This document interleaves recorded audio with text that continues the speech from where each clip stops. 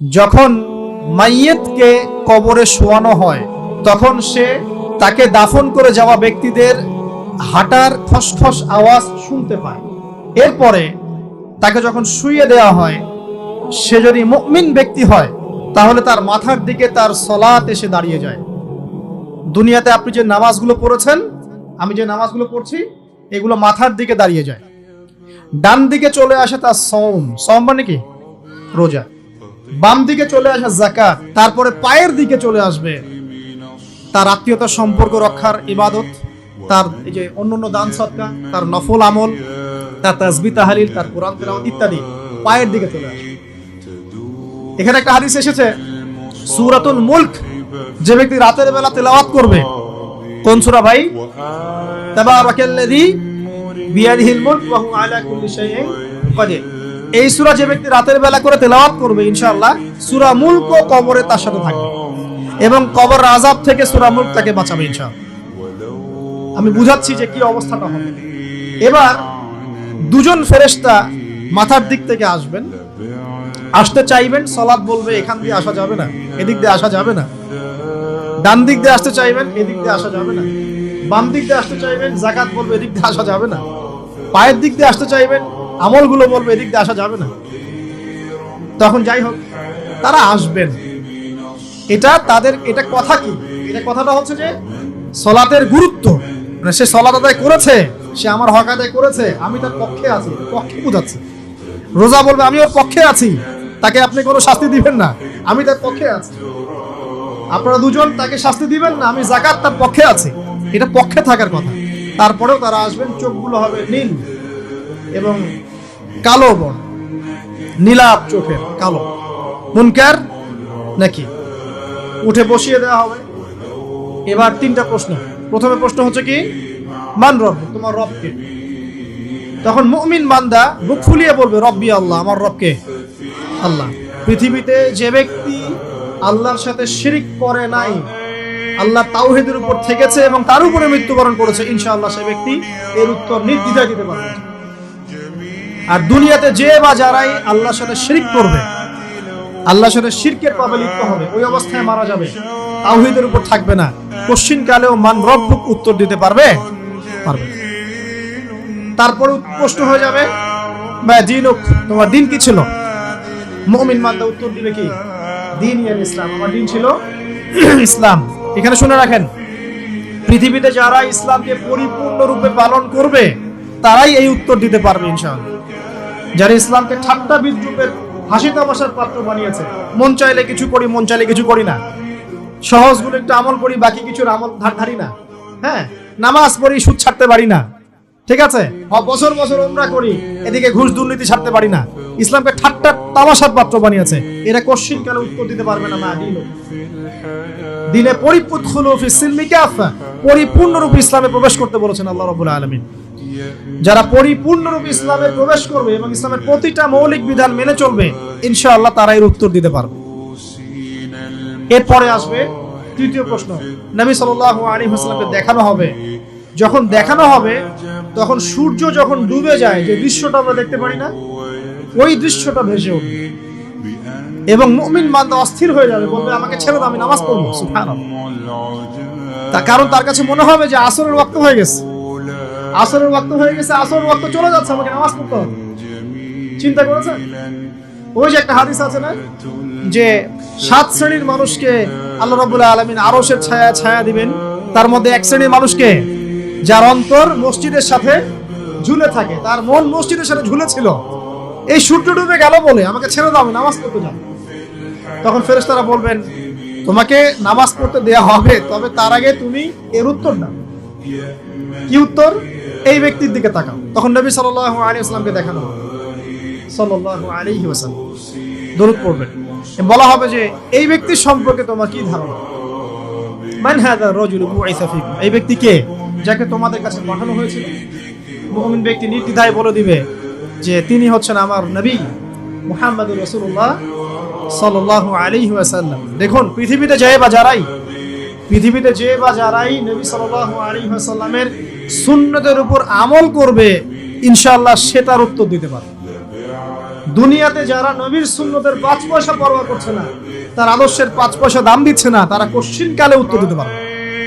নাম হতে পারে আব্দুর রহমান, আব্দুর রহিম, নবীর সুন্নতের ভাগ ধারে না, তারা উত্তর দিতে পারবে।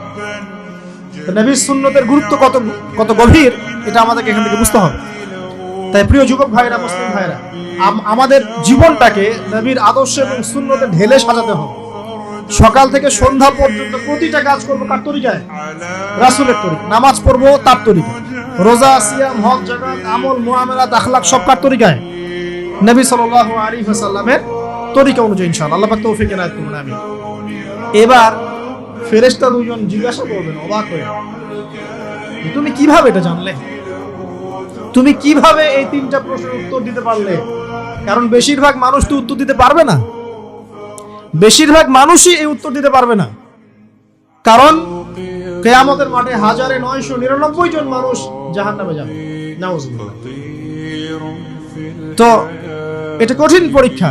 আল্লাহ রাসূল সাল্লাল্লাহু আলাইহি ওয়াসাল্লাম বলেছেন যে নিশ্চয়ই তোমাদেরকে এখানে পরীক্ষায় ফেলা হবে, আর তোমরা যদি এই পরীক্ষা জেনে তোমাদের মৃতদেরকে দাফন করা থেকে বিরত না থাকতে, তাহলে আমি তোমাদেরকে শুনিয়ে দিতাম কবরে কেমন পরীক্ষা হয়। মানে যদি আমরা শুনতে পারতাম যে কবরে কেমন পরীক্ষা হয়, আমরা ভয়ে আমাদের মৃতদেরকে দাফন পর্যন্ত করতাম না। এটা নবীজি বলছেন সাল্লাল্লাহু আলাইহি ওয়াসাল্লাম। তাকে জিজ্ঞাসা করা হবে যে তুমি কিভাবে জানলে এটা? বেশিরভাগ মানুষ তো পারে না উত্তর দিতে। তখন সেই ব্যক্তি বলে বসবে, সেই ব্যক্তি বলবে যে করাতু কিতাব আল্লাহ, আমি আল্লাহর কিতাব এই কোরআন পড়েছি। মুমিন বলবে আমি আল্লাহর কোরআন পড়েছি, ফাআমানতু বিহি, আমি এর উপর ঈমান এনেছিলাম, ওয়া সাদ্দাকতু, এবং সত্যায়ন করেছিলাম। অতএব দুনিয়াতে যারা দ্বীনের জ্ঞান অর্জন করছে না, কোরআন পড়ছে না, হাদিস পড়ছে না, পড়াশোনার চেষ্টা করছে না, জানার চেষ্টা করছে না, কবরে পাওয়া ডিফিকাল্ট আছে। এটা একটা অন্যতম প্রশ্ন। আমরা কিন্তু মনে করি 3টা প্রশ্ন হচ্ছে, আসলে প্রশ্ন হচ্ছে কয়টা? 4টা। 3টার পরে আরো একটা এক্সট্রা। কিভাবে জানলে? তখন উত্তর দিচ্ছে আমি আল্লাহর কিতাব পড়েছি, ঈমান এনেছি, সত্যায়ন করেছি। সুবহানাল্লাহ। নবী সাল্লাল্লাহু আলাইহি ওয়াসাল্লাম হাদিসের পরের অংশে বলছেন যে যখন কাফের বান্দাকে উঠানো হবে, তখন ডানেও কিছু নাই, বামেও কিছু নাই, সামনে পিছনে কিচ্ছু নাই। মাথার দিক থেকে ফেরেশতারা চলে আসবে, উঠিয়ে বসানো হবে, প্রশ্ন করা হবে কে তোমার রব? একটাই উত্তর, লা আদরি, আমি জানি না। নাউজুবিল্লাহ। কি তোমার দিন? লা আদরি, আমি জানি না। এই যে আল্লাহর তো খবর নাই, আল্লাহ পাকের বিধান মেনে চলার কোনো খবরই নাই, পরোয়াই নাই। সে জানবে কিভাবে ইসলাম কি জিনিস? সে জানবে কিভাবে আল্লাহ কি জিনিস? ও তো আল্লাহকে চিনেই না। দিব্যি বলে বেড়াচ্ছে মহাবিশ্ব সৃষ্টি হয়েছে বিগ ব্যাং থেকে, আল্লাহ বলে কেউ নাই। মানুষ সৃষ্টি হয়েছে বান্দর থেকে, নাউজুবিল্লাহ। ওই যে ডারউইনের মতবাদ, থিওরি অফ এভলিউশন নাকি? হ্যাঁ, তাই তো মনে হয়। অনেকদিন আগে পড়ছি ভাই, ভুলে গেছি। তো যাই হোক, মানুষ তো আল্লাহকে চিনছে না। এখনো মানুষ মনে করছে যে আল্লাহ বলতে কেউ নাই। এবং এই মুক্ত চিন্তার নামে, বাক স্বাধীনতার নামে নাস্তিকতার যে চর্চাটা বেড়েছে বাংলায়, এটা আশঙ্কাজনক। বড় বড় বিশ্ববিদ্যালয় থেকে পড়ে আসছে, অনেক সময় দেখলাম বড় বিশ্ববিদ্যালয়ের প্রফেসর, সে বলছে যে মহাবিশ্ব বিগ ব্যাং দিয়ে সৃষ্টি হয়েছে, সৃষ্টিকর্তা নাই এখানে। তো মুসলিম বিজ্ঞানীর একটা কথা বলতেন যে মানুষ বিজ্ঞান সম্পর্কে অল্প জানলে নাস্তিক হয়ে যায়, আর অনেক গভীর জ্ঞান অর্জন করলে আল্লাহর কাছে আত্মসমর্পণ। খেয়াল করে দেখবেন, ডক্টর, ইঞ্জিনিয়ার যারা বড় বড় লেভেলে চলে গেছেন, অনেক সিনিয়র, তারা কিন্তু বেশিরভাগ নামাজি দেখবেন, নামাজ পড়ে, দান সদকা করে, সমাজ কল্যাণমূলক কাজ করে। তারা কিন্তু রোগীর সেবা করতে গেলেও বলে যে নামাজ পড়িয়েন, রোজা রাখিয়েন। তারা কিন্তু বলে। অনেক ডক্টর আমি দেখেছি, যারা যত বেশি গবেষণা করে তারা তত বেশি আস্তিক হয়ে যায়, আর টুটাফাটা গবেষণা করলে নাস্তিক হয়ে যাবে। কত প্রশ্ন, ইসলামে এটা কেন, ওইটা কেন, ইসলামে বহুবিবাহ কেন, হ্যাঁ ইসলামে কি পর্দার বিধান কেন, তারপর ইসলামে এত রেস্ট্রিকশনস, এত বাইন্ডিংস কেন, হ্যাঁ স্বাধীনতা নাই কেন, কত প্রশ্ন। ইসলামের এগেইনস্টে কত তীর এখন ছোড়া হচ্ছে। তো এই ব্যক্তি কেমন করে উত্তর দিবে যে মাহদিনুক, তোমার দিন কি? আল্লাহর দিকে কত প্রশ্ন ছোড়া হচ্ছে, কত শিরকের পাপ আমরা করছি। অনেক সময় মুসলিম হয়েও শিরকের পাপ করছে। কিভাবে উত্তর দিবে মানবন্ধ? 3 নাম্বার প্রশ্ন যখন করা হবে, এই ব্যক্তিকে দেখো দেখি, সে বলবে যে আমি জানি না এই ব্যক্তিকে, তবে শুনেছিলাম মানুষের মুখে শুনেছিলাম, মানুষ যা বলতো আমি তাই বলতাম। মানে সে রাসূল সাল্লাল্লাহু আলাইহি ওয়াসাল্লামের নাম শুনেছিল হয়তো না, কিন্তু তার সুন্নত বা আদর্শ কখনো মেনে চলে নাই। এবার জান্নাতি ব্যক্তি হলে কি হতো, ওই যে সূর্য ডুবছিল যেখানে, তার দৃষ্টির সীমা পর্যন্ত কবরকে প্রশস্ত করে দেয়া হবে এবং জান্নাতের একটা দরজা তার কবরে খুলে দেয়া হবে। এটা কিভাবে করা হবে সেটা আল্লাহ পাক জানেন, এটার ব্যাখ্যা করার জ্ঞান আল্লাহ আমাদেরকে দেন নাই। যেই মানুষের ক্ষুদ্র জ্ঞানে মানুষ ব্যাকটেরিয়া ভাইরাস নিয়ে গবেষণা করতে হিমশিম খেয়ে যায়, সে মহাবিশ্বের স্রষ্টা নিয়ে কিভাবে গবেষণা করে? আল্লাহ পাকের অসীম জ্ঞানের সামনে আমার জ্ঞান কি? খুবই ক্ষুদ্র। হাদিসে এসেছে বুখারী শরীফের মধ্যে যে একটা মহাসমুদ্রের মধ্যে যদি একটা পাখি এক ফোঁটা পানি উঠিয়ে নিয়ে যায়, ওই এক ফোঁটা পানি হচ্ছে মহাবিশ্বের জ্ঞান, আর বাকি পুরো মহাসাগর হচ্ছে আল্লাহ পাকের জ্ঞান। তো আমরা এই ক্ষুদ্র জ্ঞানের মানুষ হয়ে আল্লাহর জ্ঞানকে কেমন করে পেনিট্রেট করতে পারি?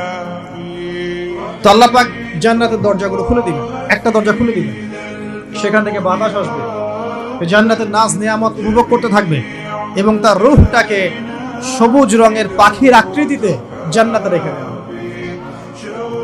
ইল্লিন মানে ওখানে জান্নাতের নিয়ামত সে পাবে। এটাকে বলা হয় দারুল বারজাখ, বারজাখের জীবন। জীবন অনেক